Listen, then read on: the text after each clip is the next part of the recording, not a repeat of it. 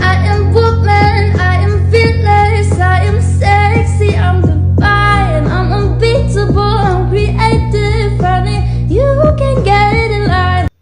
Hello everybody, welcome back. My name is Pearl Motlhabane. So we continue to follow this trial that has everybody literally on pins and needles, and hoping that after 9 years, it can finally have a much better ending. It is definitely one of the longest running cases that I've seen personally. But before we even dive into the details of the latest cross-examinations, please remember to show your girl over here some support. Click that subscribe button, click that like button, and leave your comments. Let's have some conversations. Now, as the state continues to bring in all these witnesses, we literally have been going through a roller coaster of emotions. Just when you think it's going this way, somebody comes in and says something that leaves you completely confused and questioning everyone, even your own understanding. We've seen the state bring in Senzo's close friend, Mthokozisi Twala. I was definitely very hopeful about this one because from what he said, they've been friends for a really, really long time. But after hearing him, I feel like I'm back at square one because of the inconsistencies that kept cropping up from his testimony. But at least for now, we have established that this one was definitely in the house. He didn't run off like the other Twala. And we have also established that he was the one that indeed jumped into the neighbor's yard. That part is very clear. But at this point, I'm actually confused as to whether there were really intruders in this house. And for me, it's coming from the little things. Picture this. There are intruders in the house. You managed to run out into the neighbor's yard. That's a very good thing. It's like I managed to dodge a bullet type of thing. It's not always that people are able to run out when there is a house break-in. But for this one, not one but two people managed to run out. But the surprising thing is that Mthokozisi decided to come back without backup or without the police. Does that mean there wasn't any danger anymore to make him comfortable to come back in? But he did say that there was a point when the second intruder ran after him with what seemed like a knife. And he definitely did say that there was a scuffle between Senzo and the first intruder, who also had a firearm. But he couldn't say for sure who took the shot. Why is that part hard to say? If there's a scuffle between two people and one has a firearm, the other one gets shot, why is it so hard to say where the shot came from?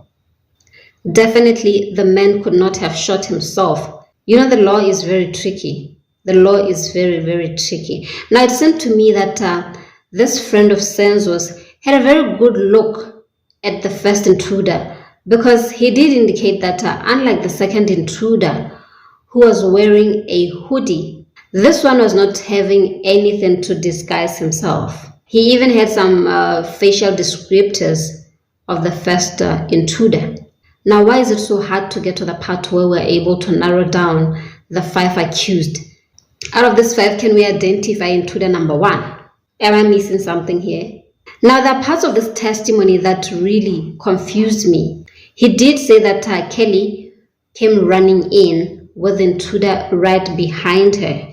But he didn't want to corroborate Zandi's statement that Kelly ran into one of the bedrooms and the second intruder came running in after her and trying to push open the bedroom door.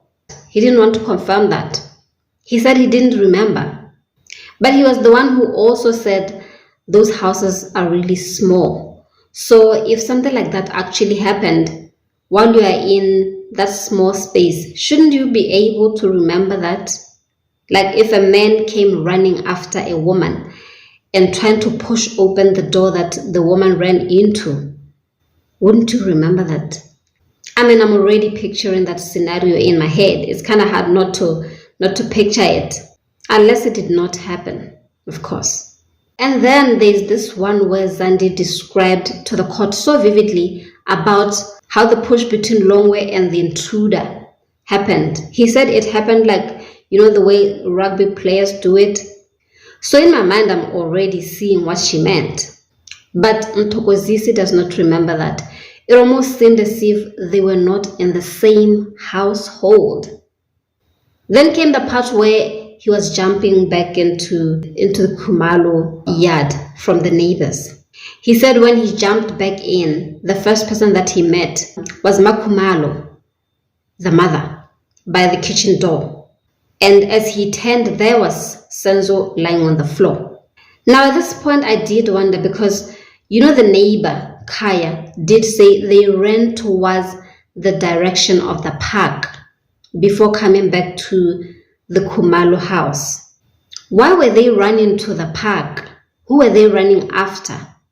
Did they see the intruders run off? Or did somebody send them on a wild goose chase? Now, while they're trying to assist Senzo, the friend says some people suggested that because he was still alive, they should call the police.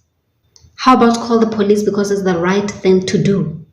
How about call the police because a crime has just been committed and the police have to be called ASAP?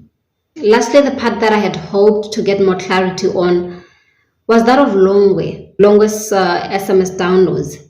While I agree that Longwe should be able to tell the courts his version of the events as remembered by himself, and at what point really did he run off?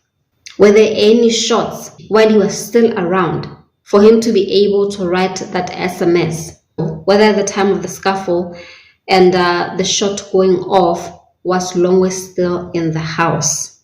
It's actually very sad because, you know, from where I stand, the inconsistencies that keep showing up from these testimonies of people who are supposed to be very close to Senzo, people who are supposed to be seen to be fighting for his justice, these inconsistencies are going to make it hard for the state to be able to round up the killer and bring them to book. You know, the only time when a story is told with so many inconsistencies is when someone is omitting or trying to cook the truth. But why would any of these people want to omit the truth or to cook it? That remains to be seen. We'll definitely be following this case. I'll see you again very soon. Please do remember to take care of yourself. Do remember to subscribe. Click on the like button and leave your comments down below.